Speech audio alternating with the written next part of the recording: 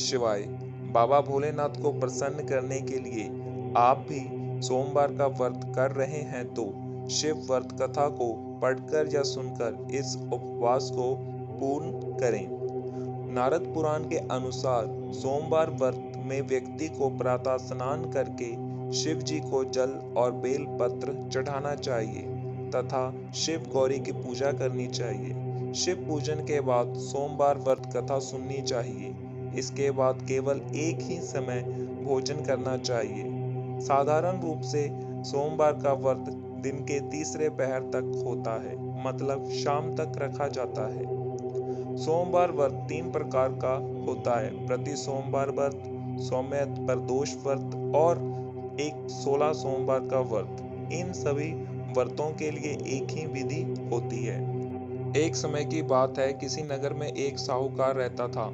उसके घर में धन की कोई कमी नहीं थी, लेकिन उसकी कोई संतान नहीं थी। इस कारण वह बहुत दुखी था। पुत्र प्राप्ति के लिए वह प्रत्येक सोमवार व्रत रखता था और पूरी श्रद्धा के साथ भगवान शिव मंदिर जाकर भगवान शिव और पार्वती जी की पूजा करता था। उसकी भक्ति देखकर एक दिन मां पार्वती प्रसन्न हो गई और भगवान शिव से उस साहूकार की मनोकामना पूर्ण करने का आग्रह किया। पार्वती जी की इच्छा सुनकर भगवान शिव ने कहा कि हे पार्वती, इस संसार में हर प्राणी को उसके कर्मों का फल मिलता है और जिसके भाग्य में जो हो उसे भोगना ही पड़ता है। लेकिन पार्वती जी ने साहूकार की भक्ति का मान रखने के लिए उसकी मनोकामना पूर्ण करने की इच्छा जताई। माता पार्वती के आग्रह पर भगवान शिव जी ने साहूकार को पुत्र प्राप्ति का वरदान तो दिया, लेकिन साथ ही ये भी कहा कि उसके बालक की आयु केवल 12 वर्ष होगी। माता पार्वती और भगवान शिव की बातचीत को साहूकार सुन रहा था।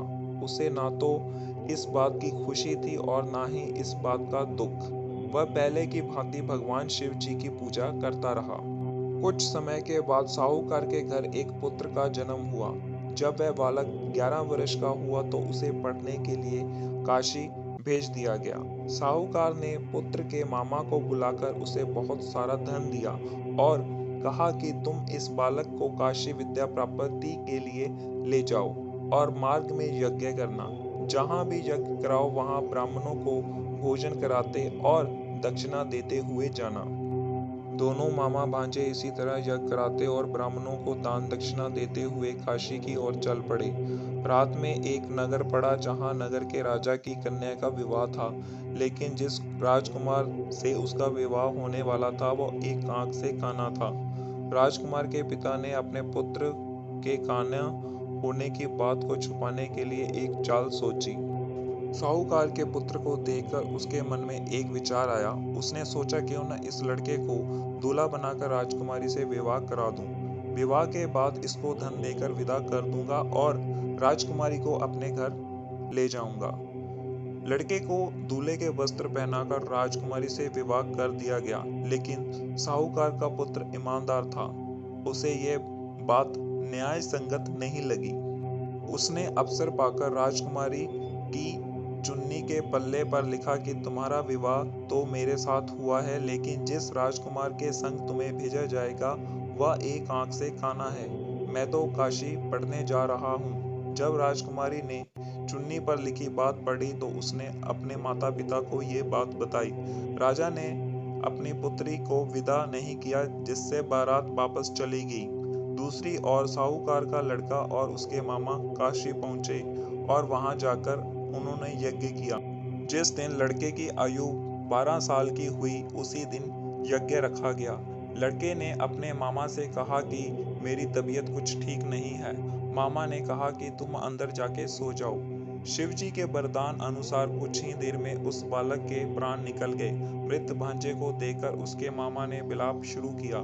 संयोग वंश उसी समय शिवजी और माता पार्वती उधर से जा रहे थे। पार्वती ने भगवान से कहा, स्वामी मुझे किसके रोने के स्वर सहन नहीं हो रहा।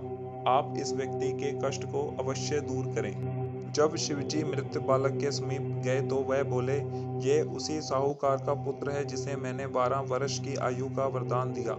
अब इसकी आयु पूरी हो चुकी है, लेकिन मातृभाव से विभोर माता पार्वती ने कहा कि महादेव, आप इस बालक को और आयु देने की कृपा करें, अन्यथा इसके वियोग में इसके माता पिता भी तड़प तड़प कर मर जाएंगे।